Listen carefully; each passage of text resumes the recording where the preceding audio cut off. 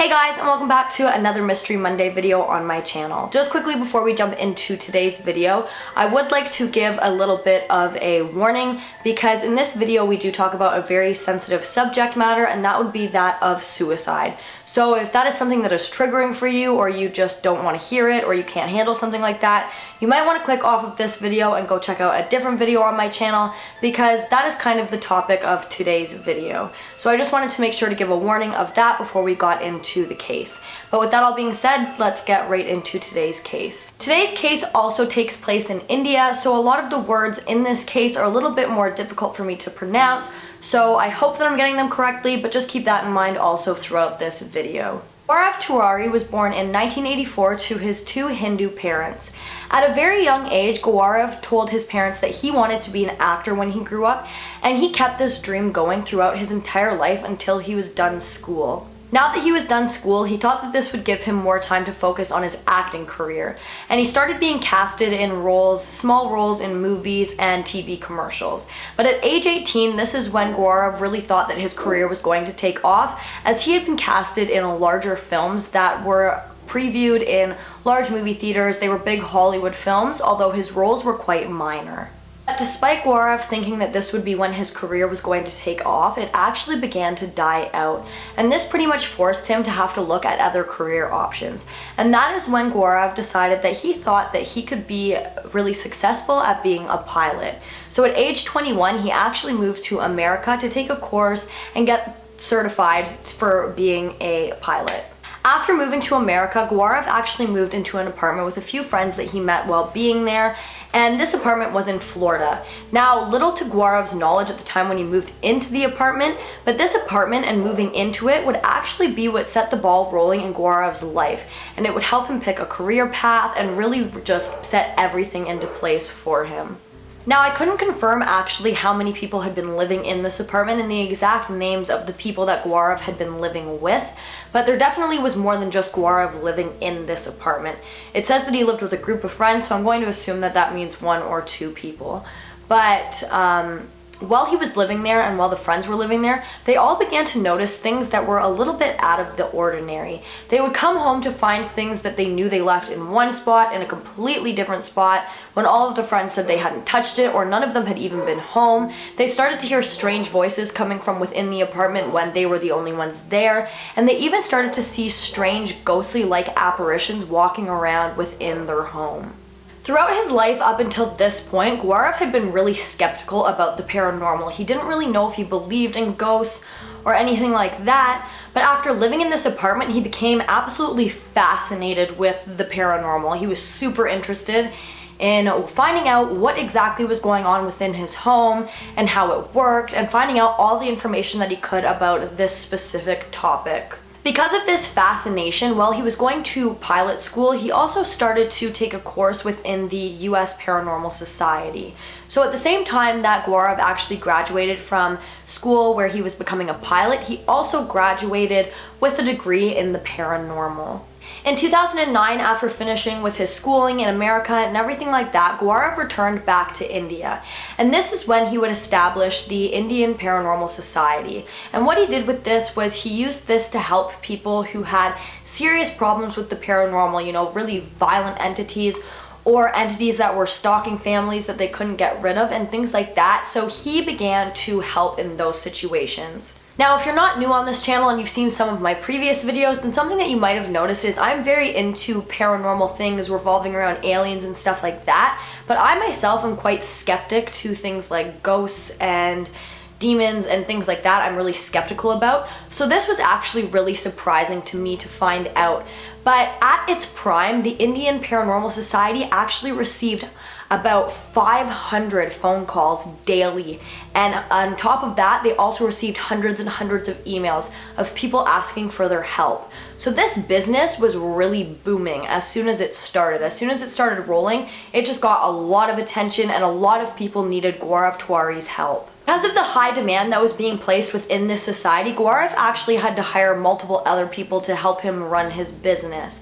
And on top of all of that, because this company was getting so many phone calls and emails and people just begging for their help, it obviously resulted in a lot of media attention, which then resulted in Gaurav actually appearing on a lot of TV shows. From appearing on these TV shows, and because the Indian Paranormal Society was getting so much attention, by 2014, Gaurav was actually internationally known as a paranormal expert. And that is when he began to start working with other paranormal experts from the UK, America, and Australia. He worked with many of these experts to create the TV series that was called Haunting Australia.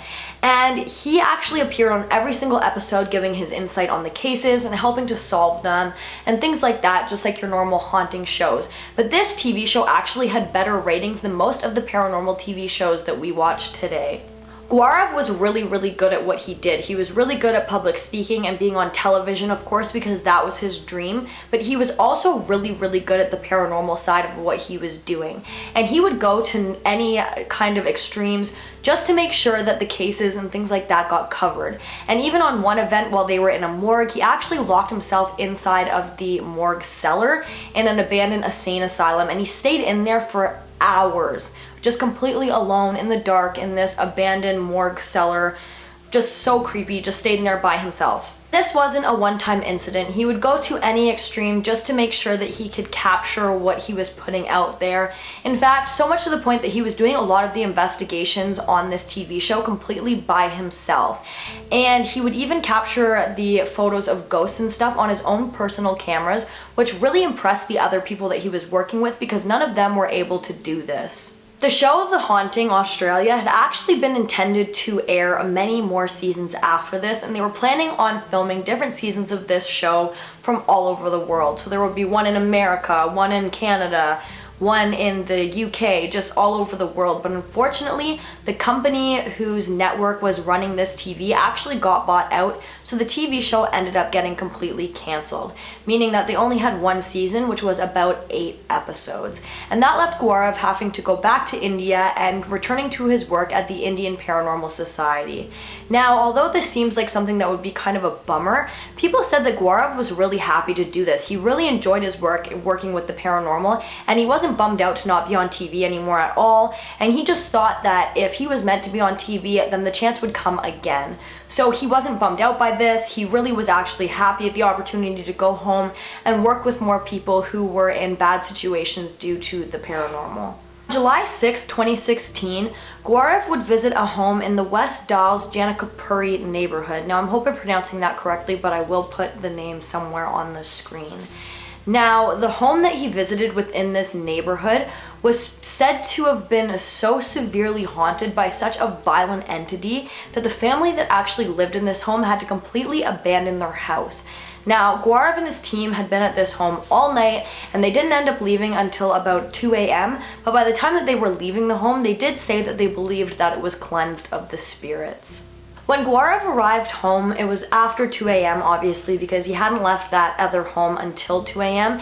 and his wife, who he'd actually only been married to for 5 months, was very unhappy. She was not happy with the fact that he was going out at all hours of the night to do his job and not coming home until the early hours of the morning, and she wanted him to get a normal job where he could work during the day, and that way that they could start a family. Now, the couple was usually pretty happy, and it is said that they got along really well, but this was something that had been bothering her for quite some time. And I guess this day when he came home, it just blew up, and the couple was just fighting and arguing extremely badly about the situation, and Gaurav actually ended up sleeping in the guest room. July 7th, 2016, Gaurav would wake up around 10 a.m.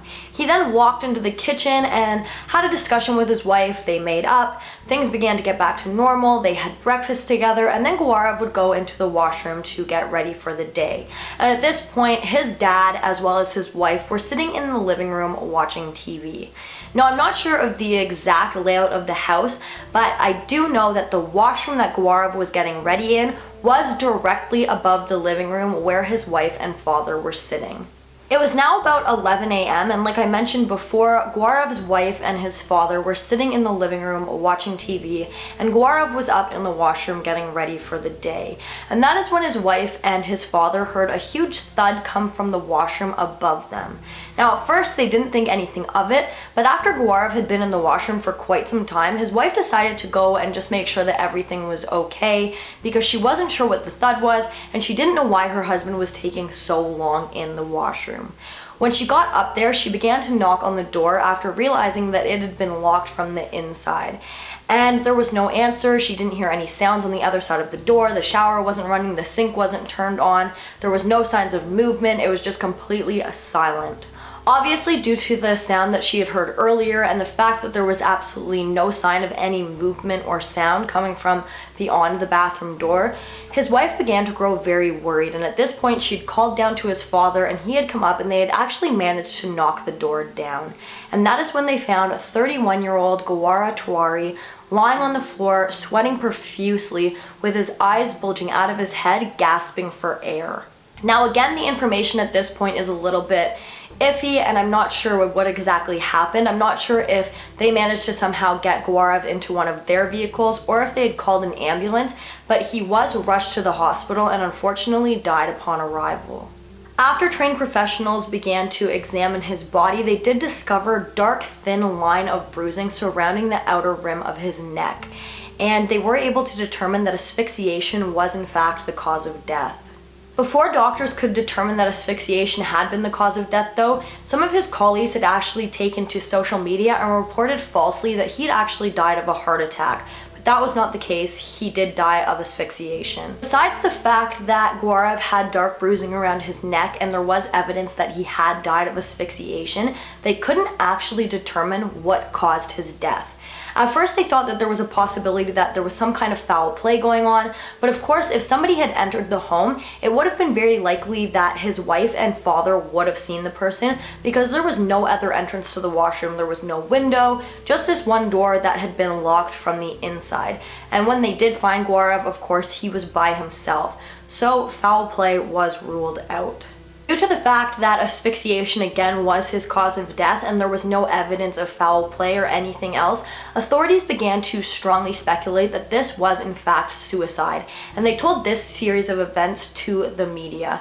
But there is some problems with this theory as well. One of the main problems with this theory, and the biggest one that stood out to me, is there was no noose of any kind found within the washroom. In fact, there was nothing found in the washroom that Gaurav could have even used to wrap around his neck. There was no sign of anything like that. So if he had committed suicide, how did he do so without leaving behind any evidence of that? Gaurav's family, as well as his colleagues and the people who were closest with him, say that he was not suicidal at all. He never expressed any suicidal thoughts. He never seemed depressed. He was living a very happy life. He loved what he was doing for his career. Despite the minor argument that him and his wife had had the night before, his home was very happy. He was newly married to a woman that he was absolutely in love with. Him and his parents got along great. There was just no real reason that seemed obvious to anybody as to why Gaurav Tiwari would want to take his own life. Now, of course, it definitely is a possibility. Many times people are fighting things within themselves and nobody else around them has any idea of what they are dealing with it within themselves. But it just seems like in this case, that is not what happened. Many people strongly believe that something deeper was happening within this case and that it absolutely was not suicide. This is where the theories in this case begin to take a very interesting and strange twist. After police and authorities had speculated to Gaurav's family that they believed that his death was caused by suicide, Gaurav's father told authorities something very strange. He believed that his son's death was revolved around something paranormal. He told authorities that his son had expressed to him that he was feeling very uncomfortable lately in the days and months leading up to his death, and that he believed that something was stalking him and was just on top of him at all times, something dark and heavy that was just following him around. Now, Due to Gaurav Tiwari's career path, this doesn't seem very unlikely. Now, I again don't know too much about paranormal stuff revolving around ghosts and whatnot, but I do know that demons and things like that are said to attach themselves to certain people. So if Gaurav was going into people's homes and dealing with violent entities and things like that, then I do think if this is the case, it is very likely that if something like that does exist, it could have very possibly attached itself to Gaurav. His father had also expressed to authorities that in the days leading up to Gaurav's death, he had actually seen a dark, ghostly apparition within the family home. And he said that this apparition never appeared more than 5 feet away from Gaurav Tiwari. Just to tie all of that together, it is said that one day while the family was sitting down for dinner, so I believe it was Gaurav, his wife, his mother, and his father, Gaurav had actually shown them bruises and injuries similar to the bruising that was found on his neck. And he told his family that these bruisings and injuries were actually caused by vengeful spirits. Medical professionals couldn't offer much of an explanation as to what exactly happened to Gaurav Tiwari. All they knew was that he had died from asphyxiation. And again, authorities speculate and talk a lot about him being suicidal and him taking his own life, because that seems to be the most reasonable explanation within this case, although there is so much lack of evidence to suggest that that is actually what happened. And I will mention again that Gaurav's family, as well as most of the people that were very close to him throughout his life, do not believe that this was suicide. That leaves us all with the question as to what exactly happened to Gaurav Tiwari. Was it something paranormal? Was it suicide? Or was it something much more sinister that we haven't even thought of yet? Make sure that you leave what you think of this video down below, because I'm super curious about it, as I am really on the fence in this case. My heart sincerely goes out to the loved ones of Gaurav Tiwari. It is such a shame that this young man's life was stopped so abruptly when he had his whole entire life ahead of him. He had just gotten married and he was getting ready to start a family of his own, so it is such a shame that this happened. Whether it be suicide or something much more sinister, it is just absolutely heartbreaking. But guys, with that all being said, that brings us to the end of this video. If you like this video, please give it a big thumbs up. Don't forget to comment down below what you'd like to see in my future videos, and don't forget to subscribe and turn on that notification bell so that you don't miss any future videos from me. Thank you so much for watching, and I'll see you in the next one. Bye guys!